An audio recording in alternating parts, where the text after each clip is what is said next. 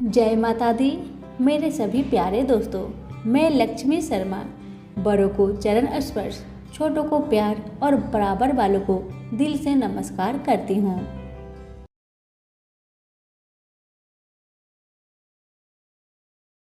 आज की वीडियो में आप सभी सुनेंगे सावन मास की कृष्णा पक्ष की अष्टमी तिथि को माता शीतला की व्रत कथा। मान्यता है कि शीतला अष्टमी या बसोरा के दिन माता शीतला की विधि विधान से पूजा और व्रत करने से घर पर रोग दोष, बीमारी, महामारी का खतरा नहीं रहता। साथ ही घर पर सुख शांति भी बनी रहती है।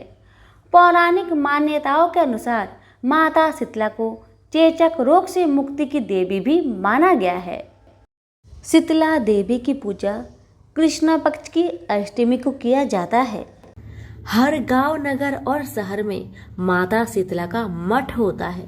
सभी मठों में माता शीतला का स्वरूप अलग अलग तरह का देखा जाता है। शीतला अष्टमी में माता शीतला को रासप के ऊपर सवार बताया गया है। इसीलिए इस दिन शीतला अष्टक का पाठ जरूर करना चाहिए।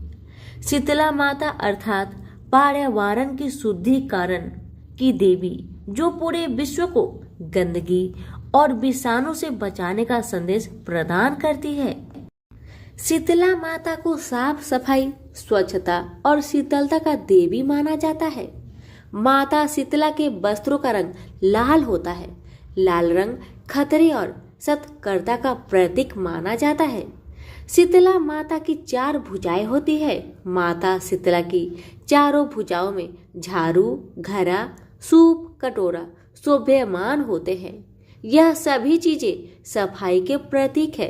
माता शीतला की सवारी गधा है, जो उन्हें गंदगी जगह पर ले जाता है। माता शीतला के हाथों में विराजमान झाड़ू उस स्थान की सफाई करने के लिए और सूप पत्थर को अलग करने के लिए है। घड़े में भरा गंगा जल उस जगह को विकारों से मुक्ति दिलाने के लिए एक प्रतीक के रूप में उनके हाथ में विद्यमान होता है। मान्यता के अनुसार शीतला अष्टमी के दिन माता शीतला की पूजा करने से सभी प्रकार की बीमारियों से मुक्ति मिलती है। पुराणों के अनुसार माता शीतला को दूब बहुत पसंद होती है। पुराणों के अनुसार इस महीने में गर्मियां शुरू हो जाती है और चेचक जैसी बीमारियों का होने का खतरा रहता है।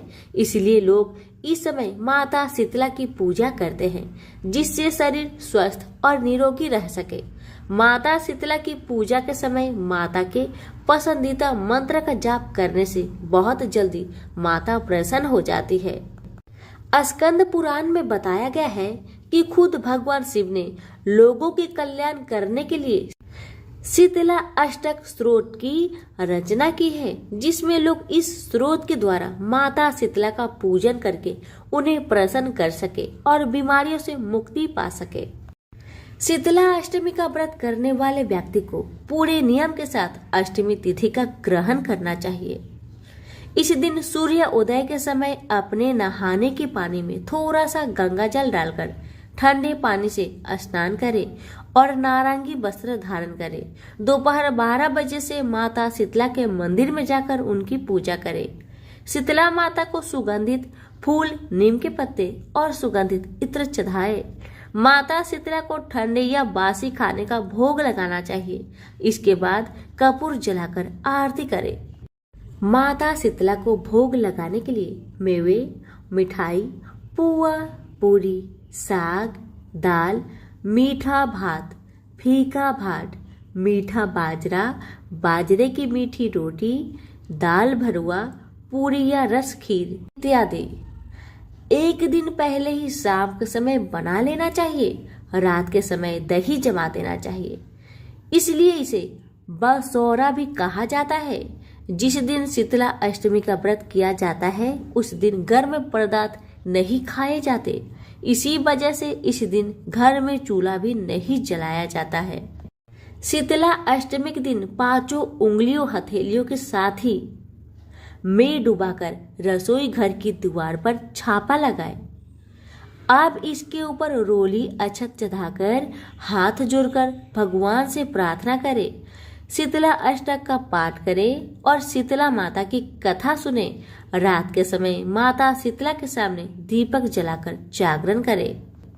बसौरा के दिन सुबह एक थाली में पूर्व संध्या में तैयार किए गए नैवेद्य में से थोड़ा थोड़ा सामान रखकर हल्दी, धूप बत्ती, जल का पात्र, दही, चीनी, गुड़ और अन्य पूजन आदि सामग्री सजाकर परिवार के सभी लोगों को हाथ से स्पर्श कराकर माता शीतला के मंदिर में जाकर पूजा करें। अब सुनिए माँ शीतला की पावन कथाएं। एक बार शीतला माता ने सोचा कि चलो आज देखूं कि धरती पर मेरी पूजा कौन कौन करता है और कौन कौन मुझे मानता है। यही सोच विचार कर शीतला माता अपना रूप बदलकर धरती पर राजस्थान की डुगरी गांव में आई और उन्होंने देखा कि इस गांव में मेरा तो कोई नामो निशान नहीं है, ना मंदिर ना पूजा, कुछ भी नहीं है। शीतला माता गली गली गांव गांव घूम रही थी। तभी एक मकान के ऊपर से किसी ने चावल का उबला हुआ माड़ नीचे फेंका और वह उबलता पानी सीधे जाकर शीतला माता के ऊपर गिरा, जिससे शीतला माता के पूरे शरीर में छाले फफोले पड़ गए।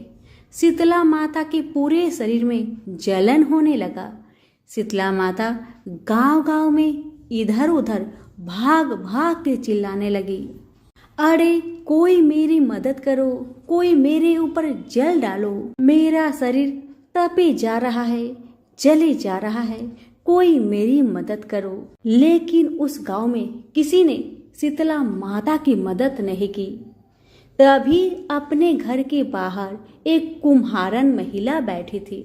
उस कुम्हारन महिला ने देखा कि अरे ये बुढ़िया माई तो बहुत जल गई है, इसके पूरे शरीर में तपन है और पूरे शरीर में छाले फफोले पड़ गए हैं और यह बूढ़ी माई सहन नहीं कर पा रही है। ये देखकर कुम्हारन को बहुत दुख हुआ। उसने तुरंत बूढ़ी माई को बोला, माँ तुम यहाँ आकर बैठ जा, मैं तेरे शरीर के ऊपर ठंडा पानी डाल देती हूँ, जिससे तुम्हारा शरीर का तपन कम होगा। कुम्हारन ने उस बूढ़ी माई पर खूब ठंडा पानी डाला और बोली, हे माँ, मेरे घर में रात की बनी हुई राबड़ी रखी है, थोड़ा दही भी है। शीतला माता ने ठंडी ज्वार के आटे की राबड़ी और दही खाया, जिससे शीतला माता के शरीर में ठंडक मिली, माता को थोड़ा आराम मिला। अब कुम्हारन बूढ़ी माँ से कहती है, माँ आ बैठ जा, तेरे सिर के बाल कैसे बिखरे हैं, मैं थोड़ा चोटी गूंथ देती हूँ। अब तो कुम्हारन बूढ़ी माई की बाल को धीरे धीरे आराम से कंघी करने लगी। कंघी करते करते अचानक कुम्हारन की नजर उस बूढ़ी माई के सिर के पीछे पड़ी तो कुम्हारन ने देखा कि एक आंख बालों के अंदर छुपी है। यह देखकर कुम्हारन बहुत डर गई। डर के मारे कुम्हारन दौड़ के भागने लगी। कुम्हारन को भागते देख शीतला माता ने कहा, बेटी ओ बेटी, तुमको मुझसे डरने की कोई भी आवश्यकता नहीं, मैं कोई भूत प्रेत चुड़ैल नहीं, मैं तो शीतला देवी हूँ। मैं तो इस धरती पर ये देखने आई थी कि मुझे कौन कौन मानता है, कौन कौन मेरी पूजा करता है। इतना कहे माता 4 भुजा वाली हीरे जवाहरात के आभूषण पहने, सिर पे स्वर्ण मुकुट धारण की अपने असली रूप में प्रकट हो गई। माता के दर्शन कर कुम्हारन सोचने लगी कि अब मैं गरीब इस माता को कहाँ बैठाऊं। तब माता बोली, हे बेटी, तू किस सोच में पड़ गई है। तब कुम्हारन ने हाथ जोड़कर आंखों में आंसू बहाते हुए कहा, माँ ओ माँ, मेरे घर में तो चारों तरफ दरिद्रता है, बिखरी हुई है, मैं आपको कहाँ बैठाऊं। मेरे घर में ना तो चौकी है ना बैठने का आसन। तब शीतला माता प्रसन्न होकर उस कुम्हारन के घर पर खड़े हुए गधे पर बैठकर एक हाथ में झाड़ू दूसरे हाथ में डालियां लेकर उस कुम्हारन की घर की दरिद्रता को झाड़ कर डालिया में भरकर फेंक दिया और उस कुम्हारन से कहा कि बेटी, मैं तेरी सच्ची भक्ति से बहुत प्रसन्न हुई हूँ। अब तुझे जो भी चाहिए मुझसे वरदान मांग ले। तब कुम्हारन ने हाथ जोड़कर कहा, हे माता, मेरी इच्छा है आप इसी डुगरी गांव में स्थापित होकर यहीं रहिए और जिस प्रकार आपने मेरे घर की दरिद्रता को अपनी झाड़ू से साफ कर दूर किया, ऐसे ही आपको जो भी भक्त अष्टमी को भक्ति भाव से पूजा कर आपको ठंडा जल, दही व बासी ठंडा भोजन चढ़ाए, उसके घर की दरिद्रता को साफ करना और आपकी पूजा करने वाली नारी जाति का अखंड सुहाग रखना और उसकी गोद हमेशा भरी रखना। साथ ही जो पुरुष शीतला अष्टमी को नाई के यहाँ बाल न कटवाए, धोबी को कपड़े धुलने ना दे और पुरुष भी आप पर ठंडा जल चढ़ाकर, नारियल फूल चढ़ाकर परिवार सहित ठंडा बासी भोजन करे, उसके काम धंधे व्यापार में कभी दरिद्रता न आए। तब माता बोली, तथास्तु। हे बेटी, जो तूने वरदान मांगे मैं सब तुझे देती हूँ। हे बेटी, तुझे आशीर्वाद देती हूँ कि मेरी पूजा का मुख्य अधिकार इस धरती पर सिर्फ कुम्हारन जाति की ही होगी। तभी उसी दिन से डुगरी गांव में शीतला माता स्थापित हो गई और उस गांव का नाम हो गया सिल की डुगरी। भारत का एकमात्र मुख्य मंदिर है। शीतला सप्तमी और अष्टमी को वहाँ बहुत बड़ा मेला लगता है। इस कथा को पढ़ने से घर की दरिद्रता का नाश होने के साथ सभी मनोकामना पूरी होती है। प्रेम से बोले जय शीतला माता, सबकी कल्याण करना।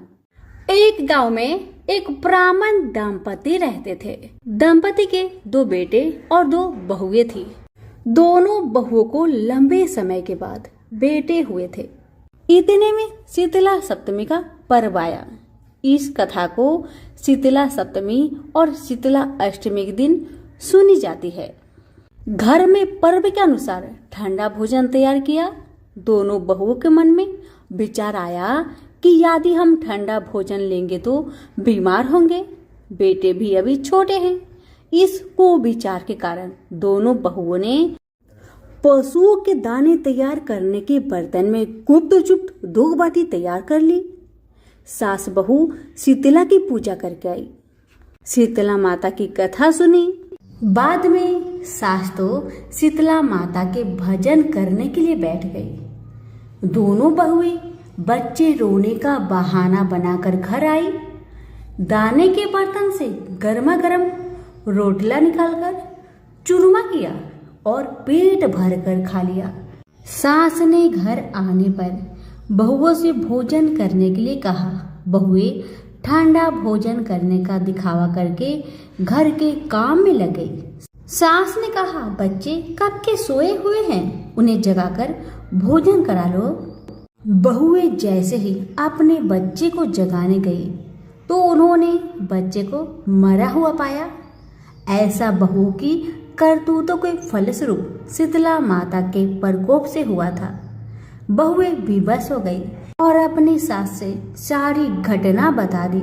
सासू माँ बहुत क्रोधित हुई और अपने बहुओं से बोली कि तुम दोनों अपने बेटे की बदौलत शीतला माता की अवहेलना की है, इसलिए अपने घर से निकल जाओ और बेटों को जिंदा और स्वस्थ लेकर ही मेरे घर में पैर रखना।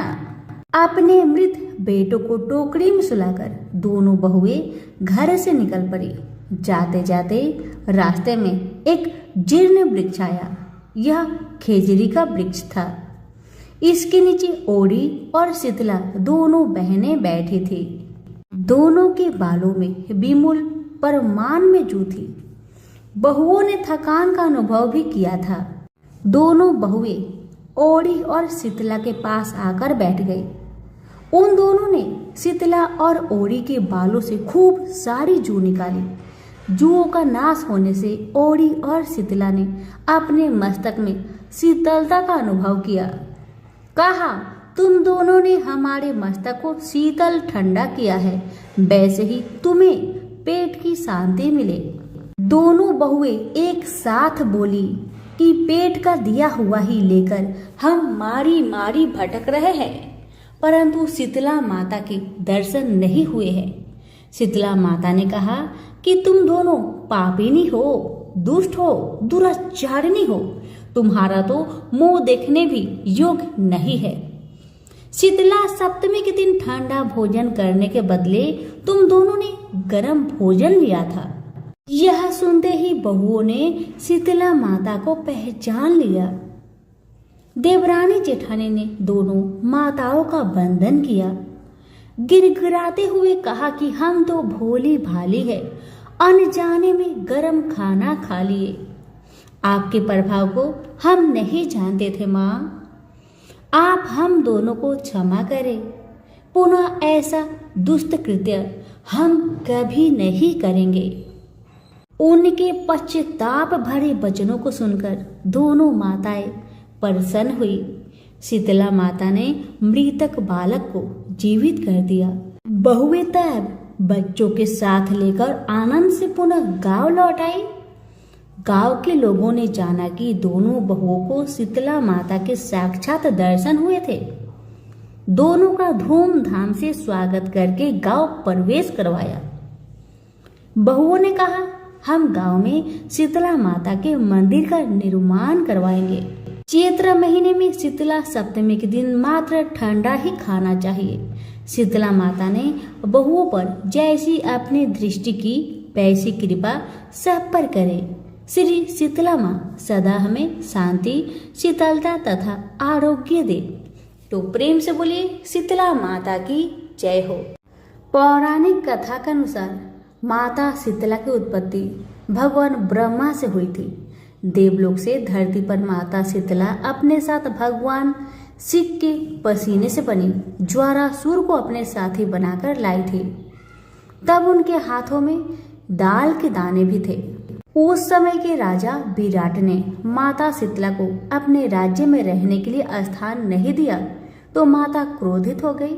उस क्रोध की ज्वाला से राजा की प्रजा को लाल लाल दाने निकल आए और लोग गर्मी के मारे मरने लगे। तब राजा विराट ने माता के क्रोध को शांत करने के लिए ठंडा दूध और कच्ची लस्सी उन पर चढ़ाई। तभी से हर साल शीतला अष्टमी पर लोग माँ का आशीर्वाद पाने के लिए ठंडा भोजन माता को चढ़ाने लगे। प्रेम से बोलिए शीतला माता की जय हो। एक बार एक राजा के एक लौते पुत्र को शीतला निकली। उसी के राज्य में एक काछी पुत्र को भी शीतला निकली हुई थी। काछी परिवार बहुत गरीब था पर भगवती का उपासक था। वह धार्मिक दृष्टि से जरूरी समझे जाने वाले सभी नियमों को बीमारी के दौरान भी भली भांति निभाता रहा। घर में साफ सफाई का विशेष ख्याल रखा जाता था। नियम से भगवती की पूजा होती थी। नमक खाने पर पाबंदी थी। सब्जी में ना तो छौंक लगता था और ना कोई वस्तु भुनी तली जाती थी। गरम वस्तु न वह स्वयं खाता न शीतला वाले लड़की को देता था। ऐसे करने से उसका पुत्र शीघ्र ही ठीक हो गया। उधर जब से राजा के लड़के को शीतला का प्रकोप हुआ था तब से उसने भगवती के मंडप में सतचंडी का पाठ शुरू करवा रखा था। रोज हवन व बलिदान होते थे। राजपुरोहित भी सदा भगवती के पूजन में निमग्न रहते थे। राजमहल में रोज कढ़ाई चढ़ती, विविध प्रकार के गर्म स्वादिष्ट भोजन बनते। सब्जी के साथ कई प्रकार के मांस भी पकते थे। इसका परिणाम यह होता है कि उन लजीज भोजनों की गंध से राजकुमार का मन मचल उठता। वह भोजन के लिए जिद करता। एक तो राजपुत्र और दूसरे एकलौता, इस कारण उसकी अनुचित जिद भी पूरी कर दी जाती थी। इस पर शीतला का कोप घटने के बजाय बढ़ने लगा। शीतला के साथ साथ उसे बड़े बड़े फोड़े भी निकलने लगे, जिनमें खुजली व जलन अधिक होती थी। शीतला की शांति के लिए राजा जितने भी उपाय करता, शीतला का प्रकोप उतना ही बढ़ता जाता, क्योंकि अज्ञानतावश राजा के यहाँ सभी कार्य उल्टे हो रहे थे। इससे राजा और अधिक परेशान हो उठा। उसकी समझ में नहीं आ रहा था कि इतना सब होने के बाद भी शीतला का प्रकोप शांत क्यों नहीं हो रहा है। एक दिन राजा की गुप्तचरों ने उन्हें बताया कि काछी पुत्र को भी शीतला निकली थी, पर वह बिल्कुल ठीक हो गया है। यह जानकर राजा सोच में पड़ गया कि मैं शीतला की इतनी सेवा कर रहा हूँ, पूजा व अनुष्ठान में कोई कमी नहीं रही, पर मेरा पुत्र अधिक रोगी हो जा रहा है, जबकि काछी पुत्र बिना सेवा पूजा के ही ठीक हो गया। इसी सोच में उसे नींद नहीं आई। श्वेत वस्त्रधारिणी भगवती ने उसे सपने में दर्शन देकर कहा, हे राजन, मैं तुम्हारी सेवा अर्चना से प्रसन्न हूँ, इसलिए आज भी तुम्हारा पुत्र जीवित है। इसके ठीक ना होने के कारण यह है कि तुमने शीतला के समय पालन करने योग्य नियमों का उल्लंघन किया है। तुम्हें ऐसी हालत में नमक का प्रयोग बंद करना चाहिए। नमक से रोगी की फोड़े में खुजली होती है। घर की सब्जियों में छौंक नहीं लगाना चाहिए, क्योंकि इसकी गंध से रोगी का मन उन वस्तुओं को खाने के लिए ललचाता है। रोगी का किसी के पास जाना मना है, क्योंकि यह रोग औरों को भी होने का भय रहता है। अतः इन नियमों का पालन कर तेरा पुत्र अवश्य ही ठीक हो जाएगा। विधि समझाकर देवी माता अंतर ध्यान हो गई। प्रातः से ही राजा ने देवी की आज्ञा अनुसार सभी काढ़े की व्यवस्था कर दी। इससे राजकुमार की सेहत पर अनुकूल प्रभाव पड़ा और वह शीघ्र ही ठीक हो गए।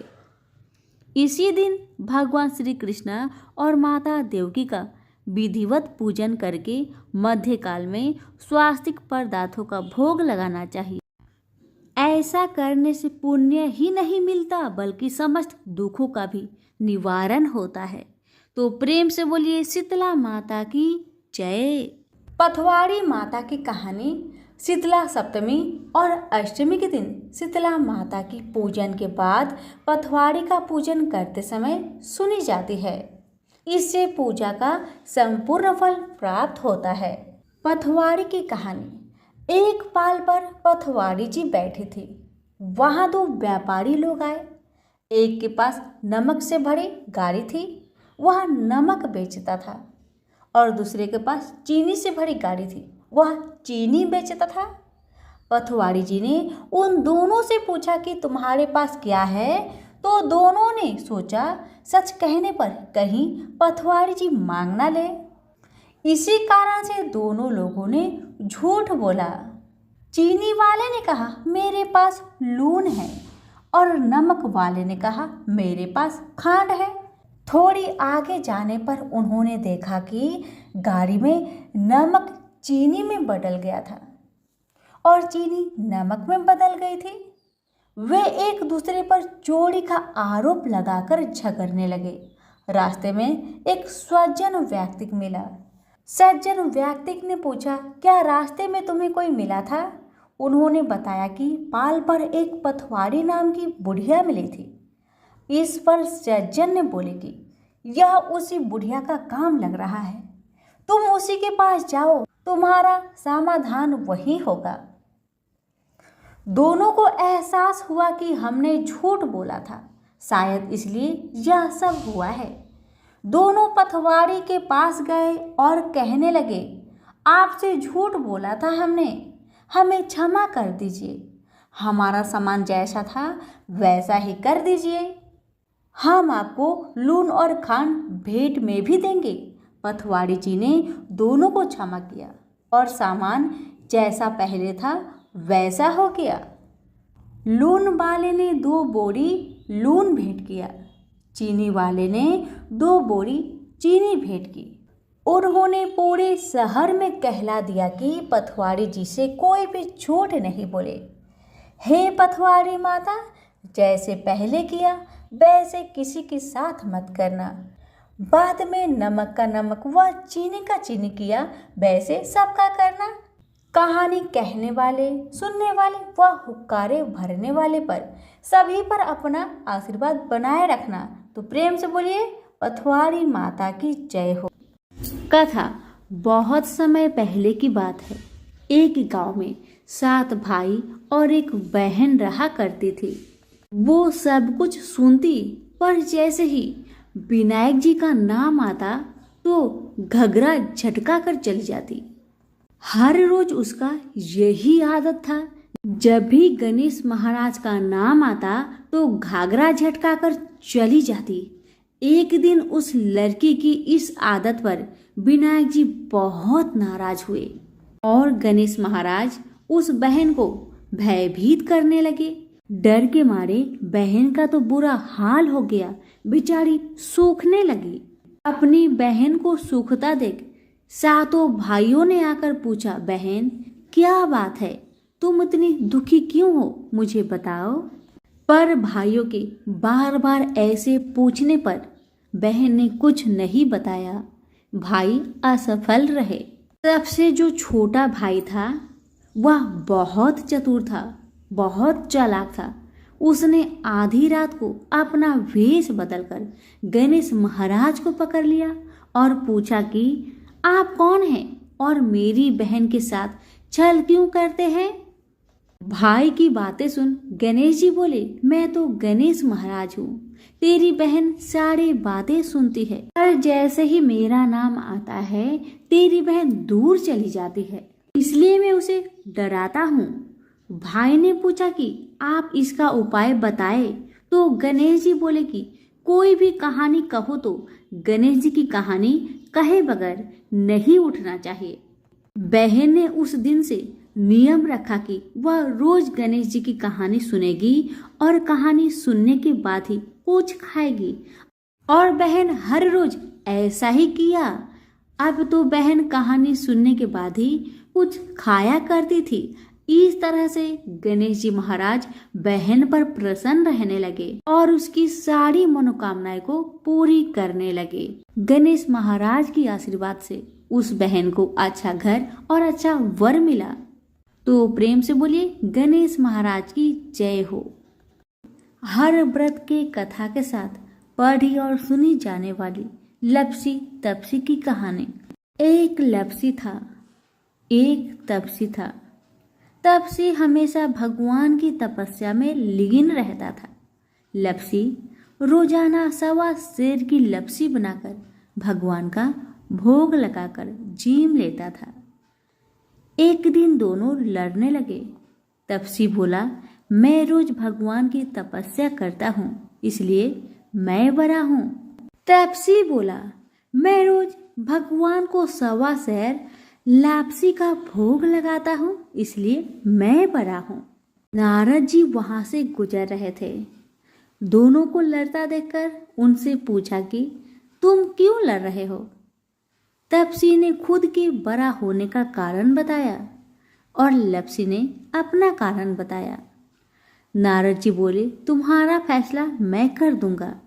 दूसरे दिन लपसी और तपसी नहाकर अपनी रोज की भक्ति करने आए तो नारद जी ने छुपकर 1.25 करोड़ की एक अंगूठी उन दोनों के आगे रख दी। तपसी की नजर जब अंगूठी पर पड़ी तो उसने चुपचाप अंगूठी उठाकर अपने नीचे दबा ली। लपसी की नजर अंगूठी पर पड़ी लेकिन उसने ध्यान नहीं दिया। भगवान को भोग लगाकर लपसी खाने लगा। नारद जी सामने आए तो दोनों ने पूछा कि कौन बड़ा है। तो नारद जी ने तपसी से खड़ा होने को कहा। वो खड़ा हुआ तो उसके नीचे दबी अंगूठी दिखाई पड़ी।